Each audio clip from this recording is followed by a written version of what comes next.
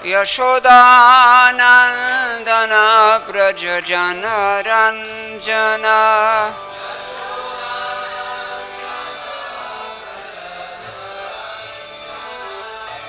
यशोदानन्दना व्रजजनरञ्जना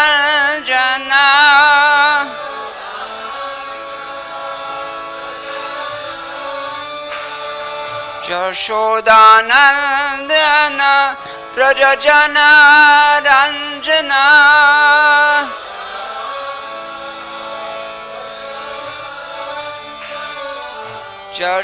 यशोदानन्दना व्रजजनरञ्जना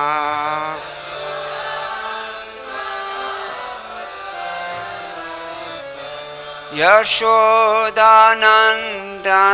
व्रजजनरञ्जना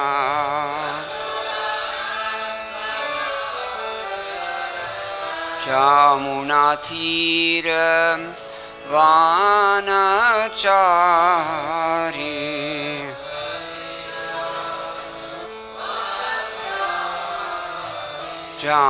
यमुनातीरे वनचारी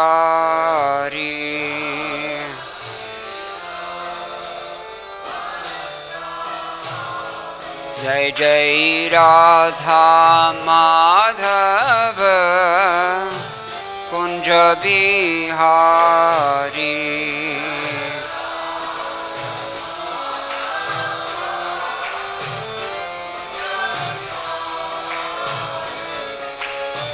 गोपी जन वल्लभ गिरिवरधारी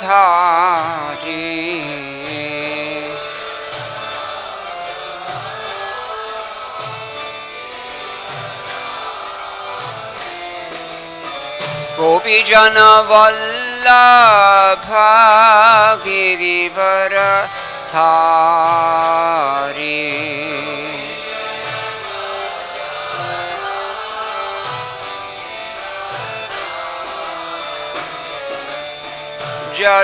यशोदानन्दन व्रजजनरञ्जना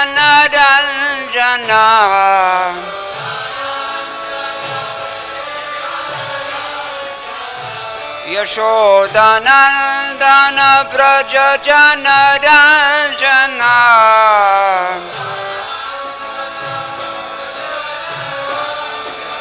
यशोदानन्दन व्रजजनरञ्जना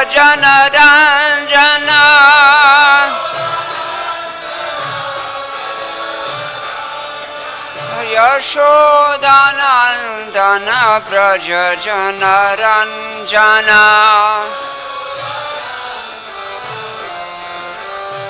यमुनातीरे वनचारी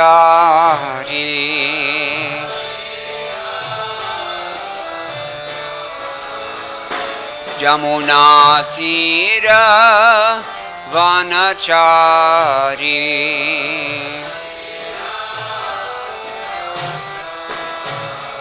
जय जय राधा माधव कुंज बिहारी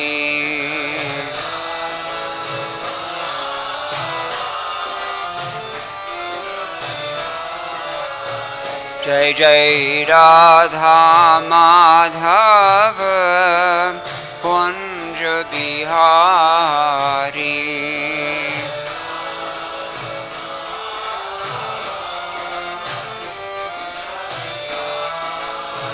जय जय राधा माधव कुंज बिहारी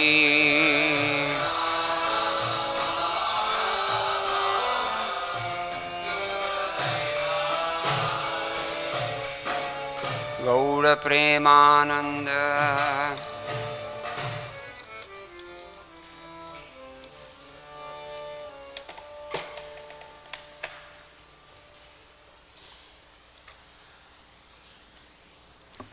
ओम नमो भगवते वासुदेवाय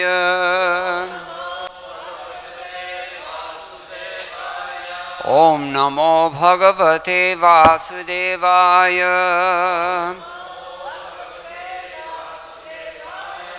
ॐ नमो भगवते वासुदेवाय नारायणं नमस्कृत्य नरं चैव नरोत्तमं देवीं सरस्वतीं व्यासं ततोजयमुदीरयेत् नष्टप्रायेष्वभद्रेषु नित्यं भागवत सेवया भगवति उत्तमश्लोके भक्तिर्भवति नैष्ठिकी कृष्णे स्वधामोपगते धर्मज्ञानादिभिः सह कलौनष्टदृशामेष पुराणार्को धुनोदितः। ग्रंथराज श्रीमद् भागवतम की जय।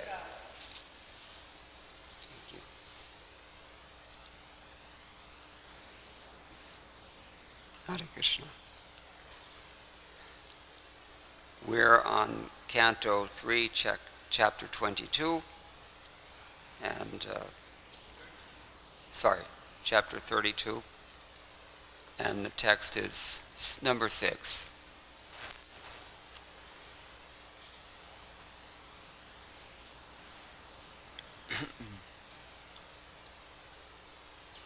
So kindly repeat.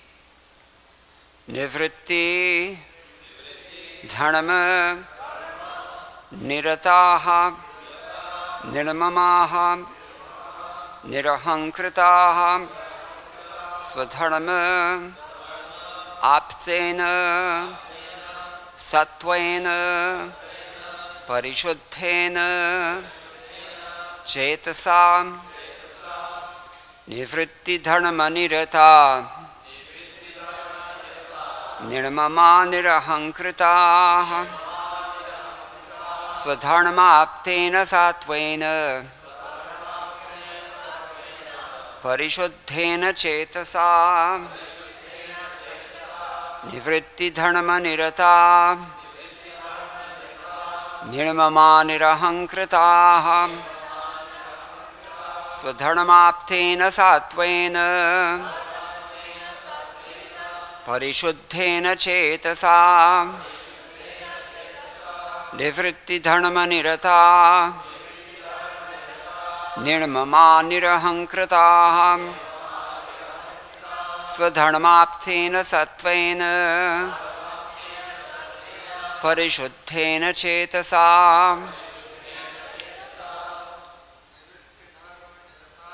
nivṛtti-dharma-niratā nirmamā nirahaṅkṛtāḥ sva-dharmāptena sattvena pariśuddhena cetasā nivṛtti-dharma-niratā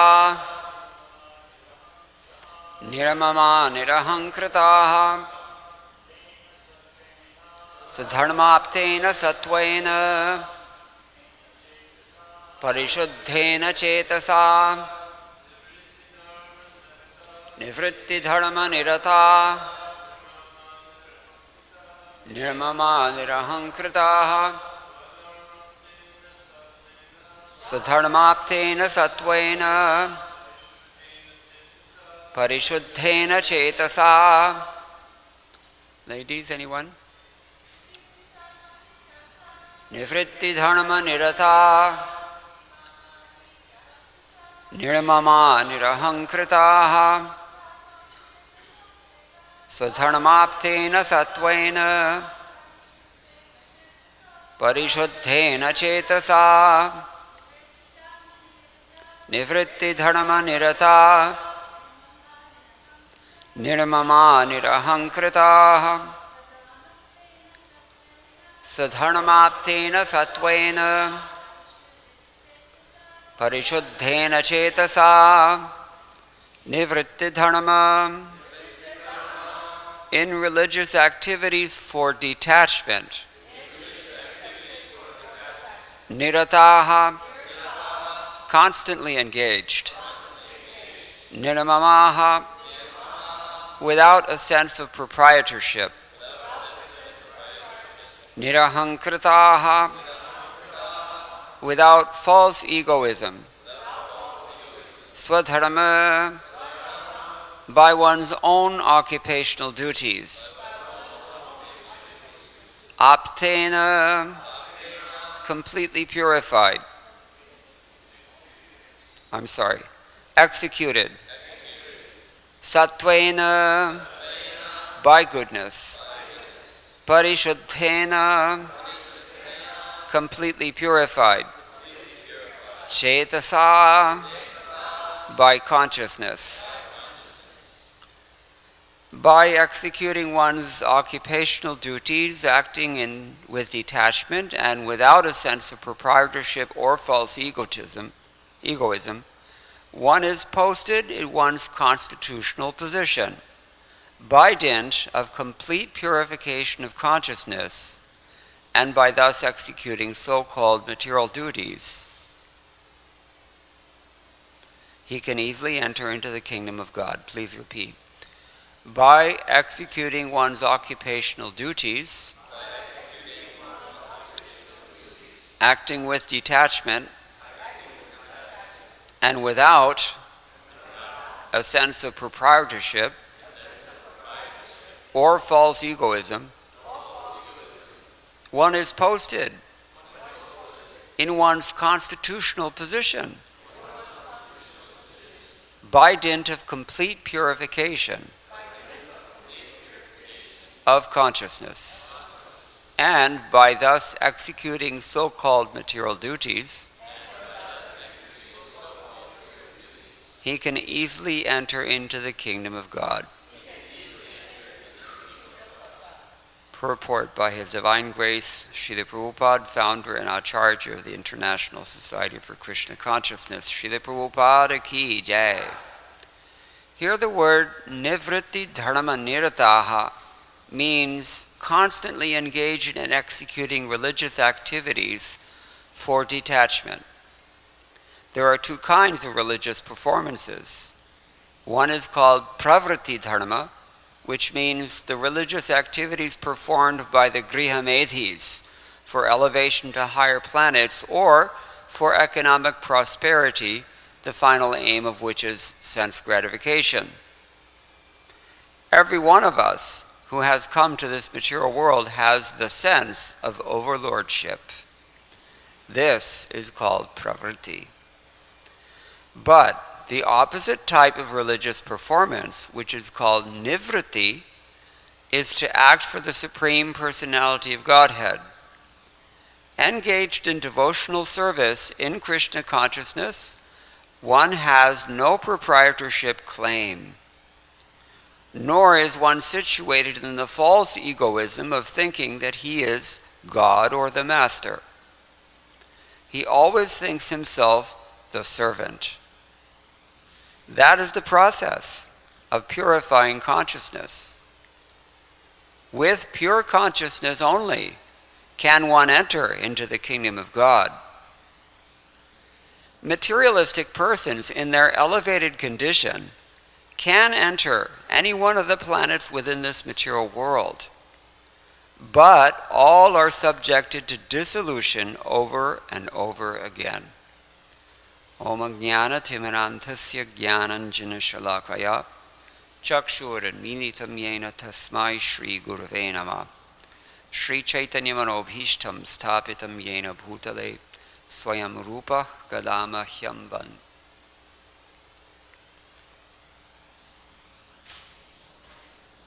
What is it? Dadati Swapadantikam.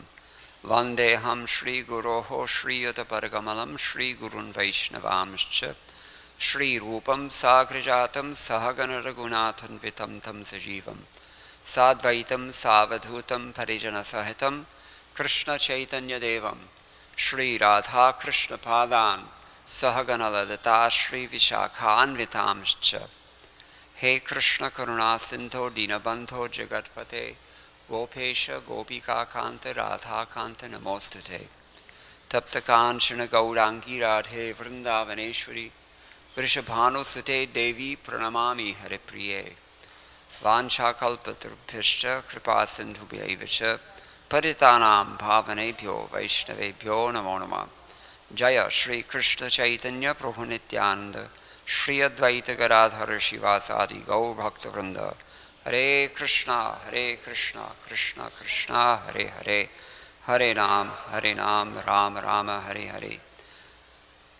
Madgavira Bigopala Swikuryat Kripaya Yadi Tadaiva Sampayaha Pitva Rishyayusta Priyajanaha.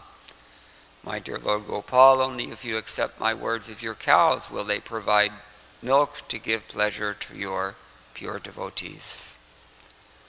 Now, most of the commentators they connect this verse with the preceding one, text 5, and also the following one, text 7.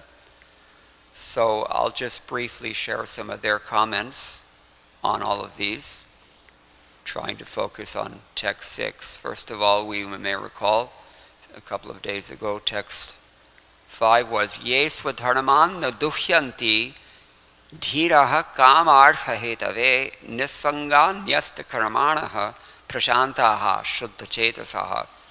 Those who are intelligent and are of purified consciousness are completely satisfied in Kṛṣṇa consciousness. Freed from the modes of material nature, they do not act for sense gratification. Rather, they are situated in their own occupational duties and act as one is expected to act. And today's verse we said that by executing one's occupational duties, acting with detachment and without a sense of proprietorship or false egoism, one is posted in one's constitutional position by dint of complete purification of consciousness. And by thus executing so-called material duties, he can easily enter into the kingdom of God. Now, text 7, which somebody will speak and explain tomorrow. Surya dvarena te yanti purusham vishvatomukham paravaresham prakritim asyutpatyadha bhavanam. And that means briefly, through the path of illumination, such liberated persons approach the complete personality of Godhead, who is the proprietor of the material and spiritual worlds, and is the supreme cause of their manifestation and dissolution.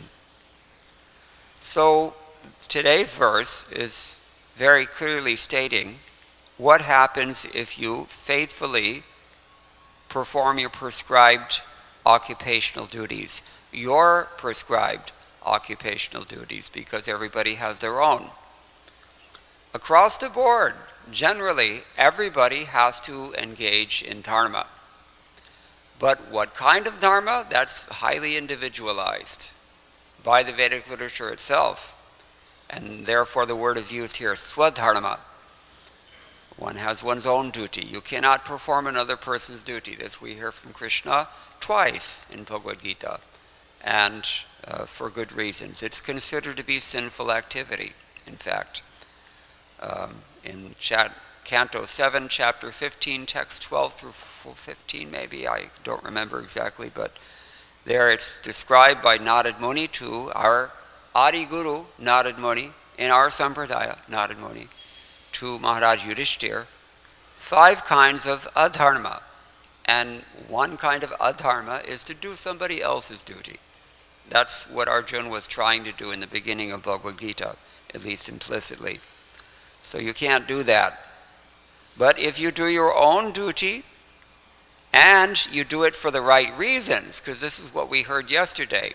Somebody wants to milk their duty for all the sense gratification they can get out of it.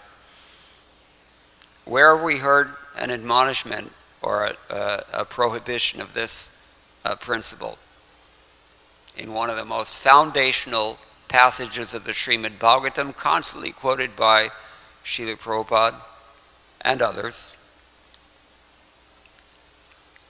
Yes, exactly. Dharmasya hyapavargasya nartho dhayo pakalpate narthasya dharmaikantasya kamo labhaya hi sprataha. all occupational engagements are certainly meant for ultimate liberation. Does that sound like what Srila Prabhupada has just explained in his purport? Nivṛtti. They should never be performed for material gain, and that is pravṛtti. These two are always separated. Furthermore, according to the sages, one who is engaged in the ultimate occupational service, that is to say bhakti yoga, he's using his occupational duties in that sense, should never use material gain to cultivate sense gratification. Because in case you haven't noticed yet, you will notice that by performing devotional service sincerely, for the right reasons, as we've been explaining, you get piety as a result. And piety always manifests in what form? Your own happiness. You become happy. You get sense gratification.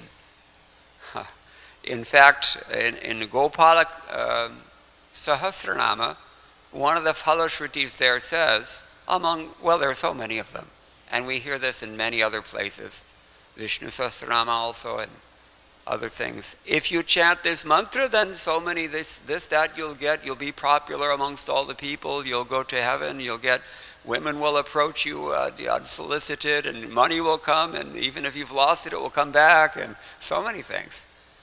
So if one is only performing these activities because he's heard these phalashrutis and he's attracted by that, Prabhupada has said there are two ways that you can enjoy the results of pravṛtti marg. One is you're elevated to heaven, that's in the next life. The other one is that even in this life, you can get so much opportunity for sense gratification, but that opportunity must be reinvested in the process that got it to you in the first place. That requires detachment, and that's why we call it nivṛtti marga. So, that's the point of first canto, second chapter, text 9. Dharmasya hyapavargasya narto taya upakalpate nartasya dharmaikantasya kamo labhaya hi sprita. You should only be concerned with nivṛtti marga, and anything that comes as a result of that, you should engage it back in the nivṛtti marga. In other words, you give it to Kṛṣṇa. Give it back to Kṛṣṇa, where it came from. This is the point. Okay, so this is an important consideration. It's really the essence of this passage as I see it. But it's interesting because in text 7, Prabhupada has translated it. Somebody may explain tomorrow that through the path of illumination, we approach the spiritual world. This is actually technical information, and Prabhupada has chosen not to dilate too much on the traditional understanding of this phrase, Surya Dwarena, because according to Baladev Vidyabhushana's commentary on Vedanta Sutra, what is his commentary called? Vedanta Sutra commentary? Anybody remember this history? Yeah, famous, Govinda Bhashya. And so there he describes that based on passages that we hear from, say, Chandogya Upanishad or Mundaka Upanishad, actually, a person who is completely freed from all material contamination goes back to Godhead, but doesn't necessarily go straight there. He goes through the sun planet. We might get distracted by hearing this. Presumably that's why Srila Prabhupada didn't really translate it as literally as others do, because we tend to get distracted by such technical information very easily. So let's just stick with Prabhupada's translation. By the path of illumination that comes through Kṛṣṇa consciousness, we go back to Godhead. That's much better for us. All right, so let's see what some of the commentators have said here. Sridhar Swami has given his understanding here. He says, those devoid of the bhakti process gain this result only, stated in the 3 verses. As I said, the acharyas mostly group all 3 of them together, 5, 6, and 7. But those whose aim is fulfilling their desires don't take full advantage of the respective prescribed duties. Dharman na duhyanti. This is from text 5, which we heard the other day. Duhyanti. Dogdha, dogdhi. These words were used in that passage. What does it mean? To milk a cow. So we're supposed to milk the cow, and we're supposed to take that milk and offer that milk to Kṛṣṇa. If we milk the cow and keep the milk for ourselves, or sell the milk to get money for sense gratification, that's not good. So this is what he's saying. You should not perform your dharma, your sva-dharma, just for getting this material benefit, sense gratification. And that, even those, as the Bhagavatam we've heard, text 9 of the 2nd chapter, says even whatever material sense gratification comes your way automatically, that also you should not try to enjoy that or get attached to it. You have to offer that to Kṛṣṇa also. And this is the point here. So this is what it means to milk your prescribed duties, like you milking a cow. These prescribed duties can take you back to Godhead, and that's why Srila Prabhupada says in his translation here, so-called material occupational duties. They're not really material if you perform them with the proper spirit, and that proper spirit is described in this verse, text 6. It's a very, very important verse for that reason. Let's go through these qualifications again. What's the first one? Always engaged only in nivṛtti-dharma, not pravṛtti-dharma. That's the first thing. Second, nirmamā. You have to do it without any selfish, sense of proprietorship. It's not mine. I'm not the result. And nirahaṅkṛtāḥ. You can't have the false ego that gives rise to that proprietorship. Sva-dharmāptena sattvena pariśuddhena cetasā. For those who know Sanskrit, you may have noticed this verse is actually not even a complete sentence. That's why we kind of have to join it to the next one. These are all just instrumentals, and it means that when your consciousness is completely purified and you're fixed in sattva guna by performing your prescribed duty in this spirit, then you go back to Godhead. That's the real result. Ante gopala charanam prapnoti parameshwari, it's been said by Lord Shiva. So, therefore Prabhupada says, by dint of complete purification and by thus executing so-called material duties, one can easily go back to the kingdom of Godhead. All right, so Sridhar Swami says this, and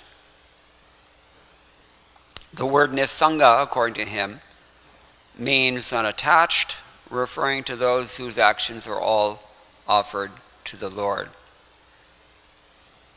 Nisanga. It's interesting because I don't see the word nisanga in the verse. So he may be commenting on a different text. That sometimes happens. That's called padhandara. So he says nisanga anasaktaha.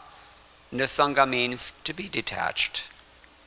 All the actions should be given to Kṛṣṇa. And then, that's for 5 and 6. And then for text 7, he says, Vishvatomukam paripurnam parusham yanti tathacha srutihi suryadvarena te virajāparyanti yatramritaha purusho hyavyayatma iti prakadimopadana karanam utpatyanta bhavanam nimitta karanam. So thus they go to the completely perfect person, Vishvatomukham. And this has Shruti reference. That's Mundaka, book 2, text 11. Surya dvanina te viraja prayanti. They approach the viraja through the sun planet. Yatramrita purusho hyavyayatma. But the person has to be completely purified. And nature is the material cause, upadanam, and creation and destruction of the instrumental causes. Everybody know the difference between these two? These are technical, philosophical terms in Sanskrit. Upadana karan. There are two kinds of cause. Upadana means you've got matter to work with, clay. That's your upadana karanam for the pot. You make a pot out of clay, but no clay, no pot. Just like no bans, no bansuri. No bamboo, there's no bamboo flute. So, that's one thing. And then another kind of karana or cause is nivṛtti-dharma. That's the instrumental or the effect, the cause which is an effect of this matter. That's, for example, what the potter is. The potter is the one who makes the pot, so the cause of the pot is this person. No question about it. Just like Prabhupada said, without a driver, the car is not going anywhere. So he's the nivṛtti-dharma of the car. And the material elements such as metal and rubber and whatever, glass, everything that's in cars nowadays, plastic, that is the upadana karanam. All right, so he's saying, Sridhar Swami, he's saying that the Lord is the material cause of the universe and also the efficient cause. He's both. So he does it maybe through Brahma, right? There's two kinds of creation. What are they?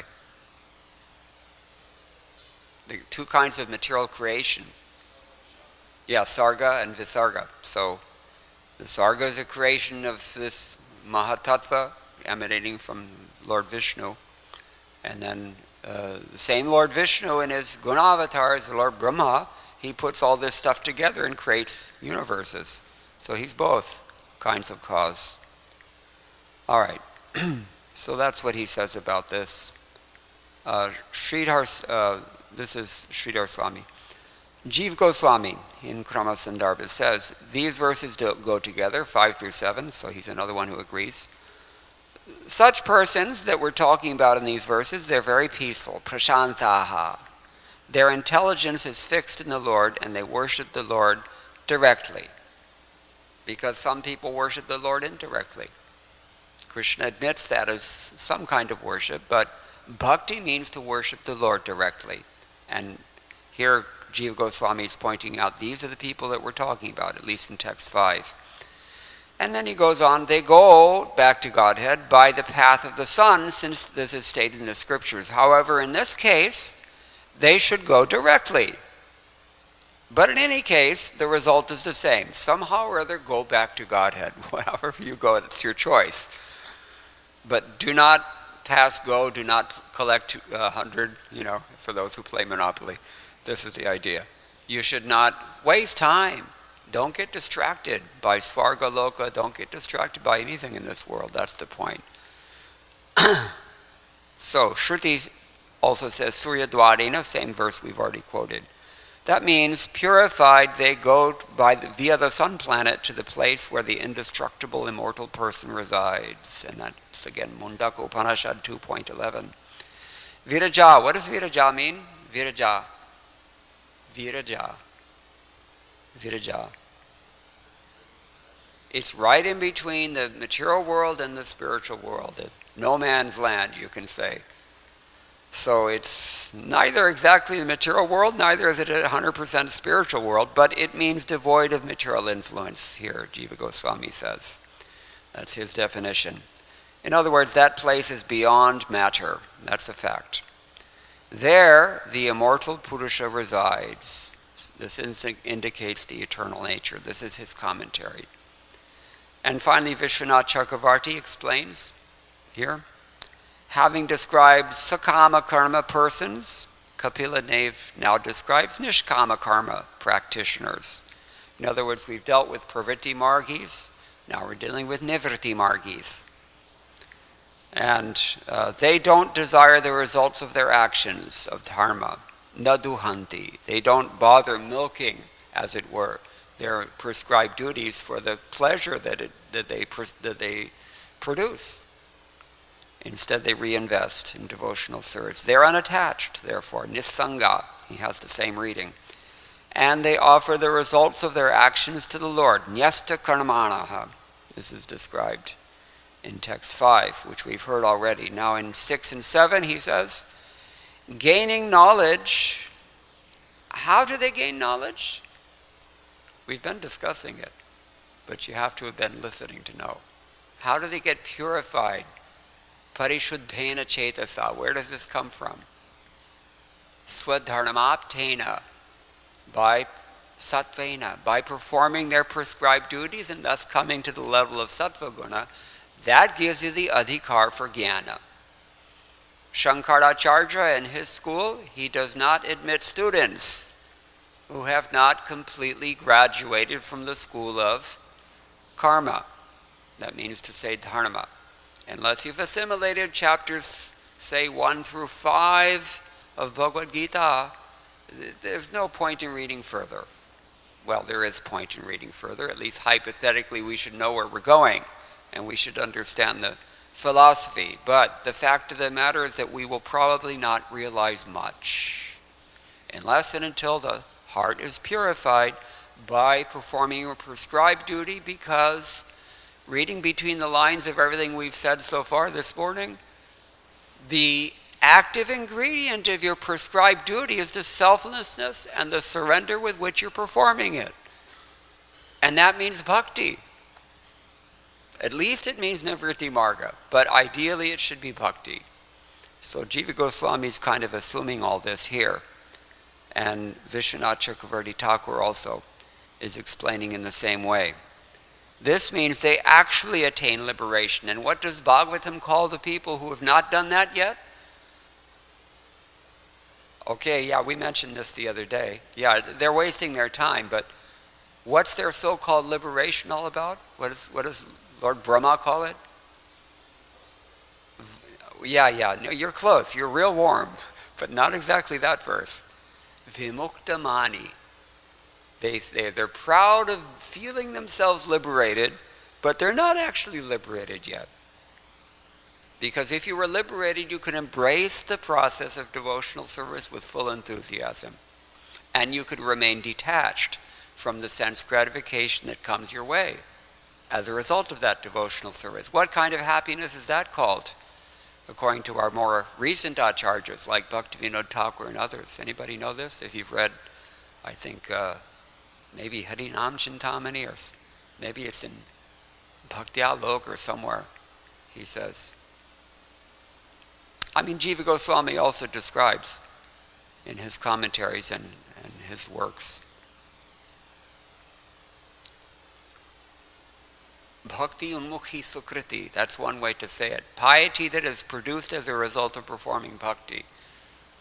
You get sense gratification. This is the point. It comes your way. You have to be ready for that. And don't be bewildered by it when it comes.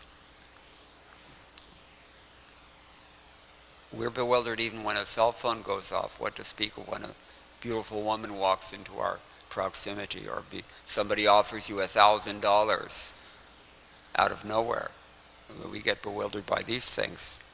So, all right, so then he goes on to quote the same Shruti mantra from Mundaka Upanishad, that purified, they go via the sun planet to the place where the indestructible immortal person resides.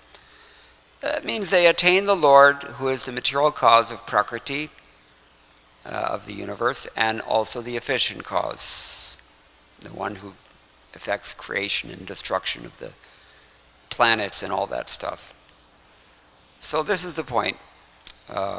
And again, we can't really emphasize enough, all occupational engagements are certainly meant for ultimate liberation. That's the whole point of this passage as I see it. They should never be performed for material gain. Furthermore, according to the sages, one who is engaged in the ultimate occupational service should never fall down.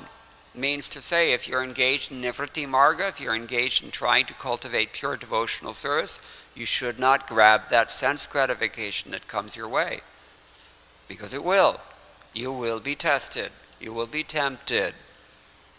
But you have to instead remain Padma patram ivambhasa, as Kṛṣṇa says in Bhagavad Gita. Like a drop of water on a lotus leaf, the lotus leaf is not porous. Its waxy surface, nothing will get in there. That's how a devotee has to be in this world.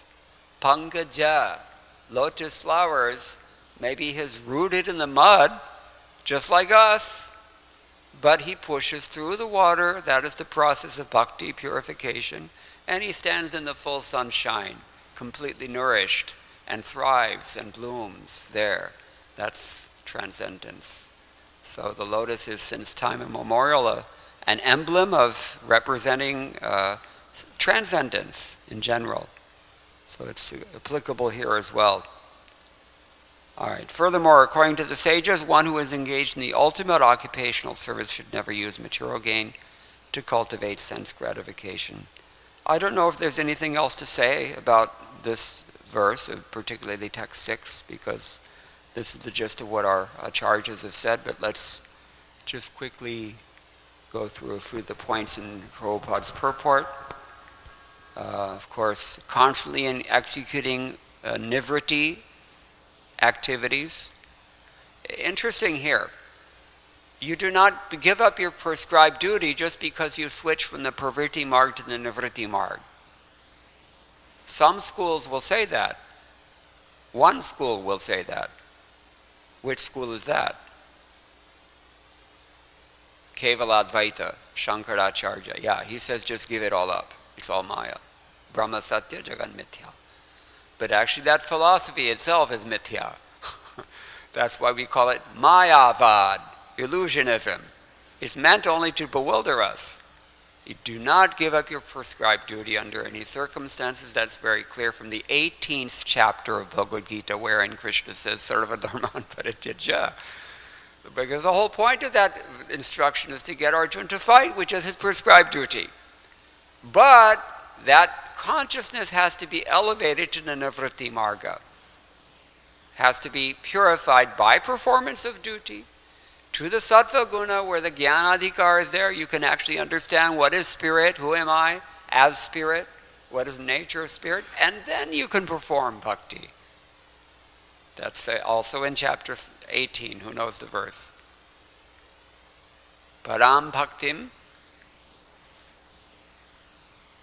brahmabhuta prasannatma na shochati na kankshati sama sarveshu bhuteshu mad bhaktim labhate.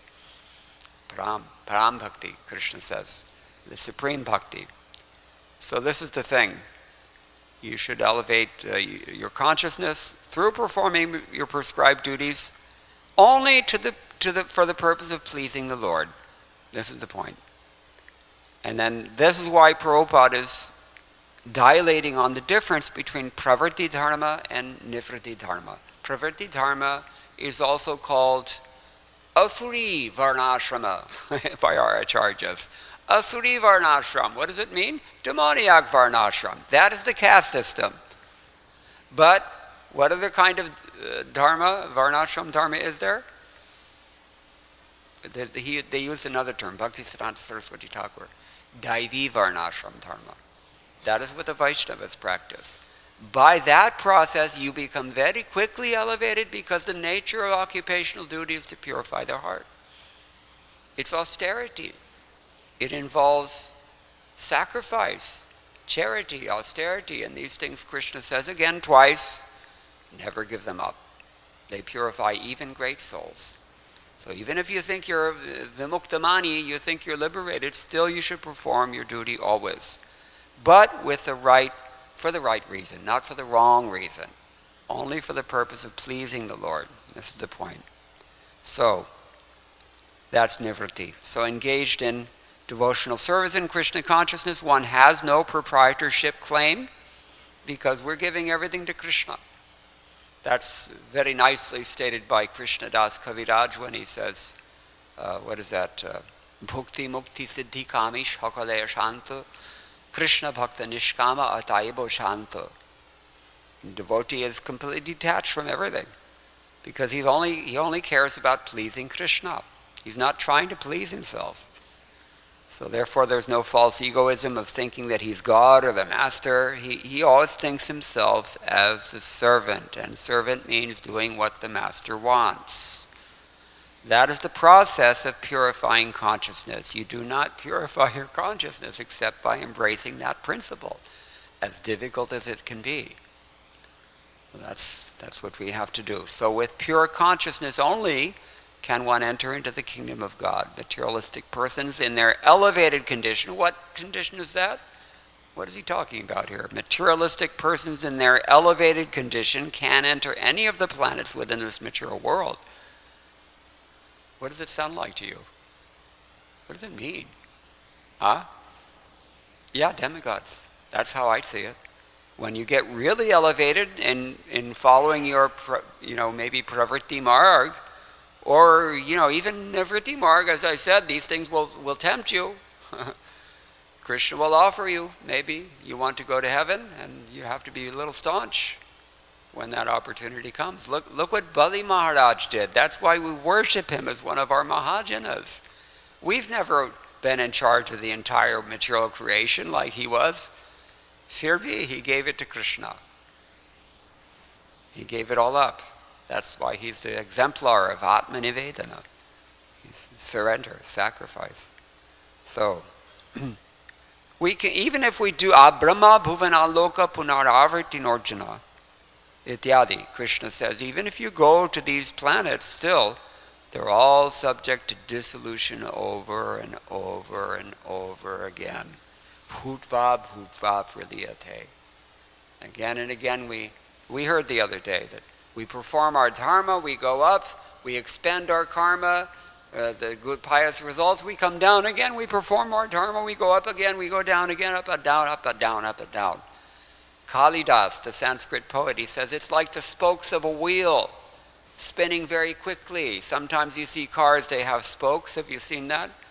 Fancy cars, they have spokes sometimes. You can't even make out any individual spoke because one of them is a split second, it's on top, and the next split second it's on the bottom, spinning so fast. This is what we're doing in this world. Life after life after life. So recognize what a good fortune it is that we've come in contact with the transcendental books of His Divine Grace, A.C. Bhaktivedanta Swami Prabhupada, the Bhaktivedanta purports. Finally, E Brahmanda Brahmite Kono Bhagyavan Jeev, that would be all of us. Kono Bhagyavan Jeev, Guru Kṛṣṇa Prasade Pai Bhakti Lata Bij. And these books are the seed of our bhakti creeper. If we water by reading and hearing and chanting, etc., then gradually we will become Kṛṣṇa conscious. And Kṛṣṇa tells us, or Arjuna, through Arjuna, he tells us actually, that many people in the past have done this. You need not fear that you will not be successful. You will. It is guaranteed. Srila Prabhupada has guaranteed it. What does he say? You just follow these principles. You chant your 16 rounds, you read my books, take only prasadam, associate with devotees, you will go back to Godhead. In one lifetime you can do this. It is possible, but only by divine grace. So we should never forget that also. All right, there's a lot more to be said here, but I'm going to stop here. Anybody have any questions or any comments? Yes, Rabindranath Prabhu, all the way in the back. So you were talking about swa-dharma. So how does a devotee know what their swa-dharma is? That should be obvious by one's own qualifications, because Kṛṣṇa says, guna karma vibhagasha. Your activities will show. The activities, of course, extend from your swabhava. Every swabhava in this world has its corresponding sva-dharma. All you have to do is follow the injunctions that are relevant for your swabhava. But because we have a tendency, we have a cheating propensity, and because we make mistakes and we fall in maya from time to time, or at least our senses and our intellects are imperfect, therefore we have to hear from authorities. We have to take guidance from a bona fide guru. He can help to guide us practically in our efforts to cultivate this nivṛtti-dharma. So just in our case, Srila Prabhupada has so many disciples, and he didn't necessarily tell all his disciples, you do this, you do that, you do this, you do that. Means he didn't give them personal instructions. Yes, so how do you in other words, are you saying that whatever is one's particularly good at, then one should do that for Kṛṣṇa? Sorry? Are you saying, so in the case that you didn't get any personal instructions from Srila Prabhupada or your guru, yeah, should you just do those things that you're good at, but do them for Kṛṣṇa? Yeah, I mean, if need be, you can do that, but the ideal thing is that you work under those who are representing Prabhupada. He set up the system of the GBC and the temple presidents. We have this parallel lines they talk about, right? So, that's what Prabhupada likes that, actually. Yeah, but They listen. can give very, very relevant guidance. Not always, maybe. Sometimes, because conditioned souls. But, yeah. But That's the ideal. So I understand. Like for the brahmacharis in the ashram, they're menial servants, and they like that. But let's say you're a householder, and you have to take care of your family, and it's basically okay. The temple management says, okay, you take care of your family. You have to do that. Just do it. Yeah. So in that situation, how does one understand what to do for Kṛṣṇa? I'm not sure I get your question.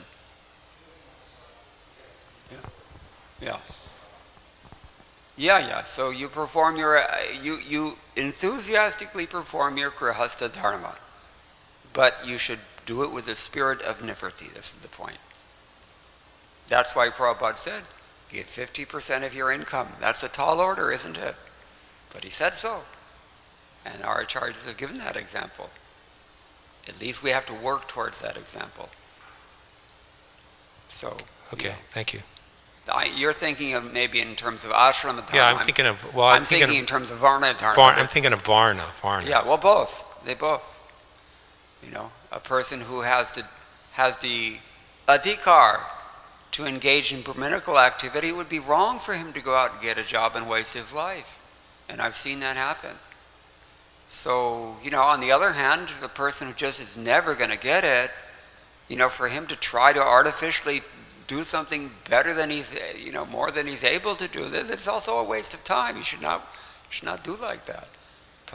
Para-dharma. This is para-dharma. You have to do your own dharma. So it should be clear from your svabhava and from your, the guidance that you receive, if not from this bona fide spiritual master, from other Vaishnavas that you respect. We're never independent. This is the point. But sva-dharmāptena yanishta sa guna parikirtita. This is what Krishna tells Uddhava. Ki whatever you have the qualification, the adhikar is a nice word, means prerogative to do.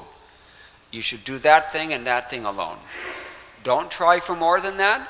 Do not settle for less than that. You have to be right on target. And that requires guidance. It does. So that's why we take shelter of senior Vaishnavas, more advanced association. It's 90% of our advancement. Sadhu Sangha, Sarva Shastra Koi, Lava Matra Sadhu Sangha, Sarva Siddhi Hoi. This kind of siddhi also comes from Sadhu Sangha. Is it okay? Yeah, thank you. Yeah. Another question here. Brigopati, you had a comment? Maharaj, you want to add anything, please?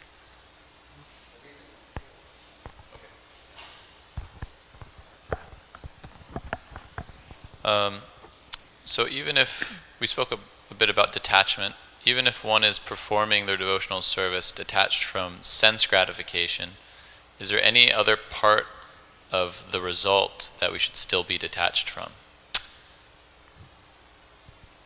Yes. You have to watch out for gyan also, right? The desire for liberation. Both of them have to be given up.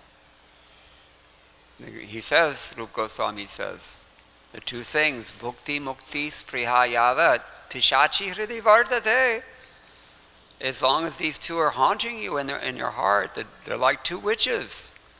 The desire for bhoga, material sense gratification, that's okay. You may be giving that up, but if there's a desire for liberation, that has to be erased as well, or engaged, better yet.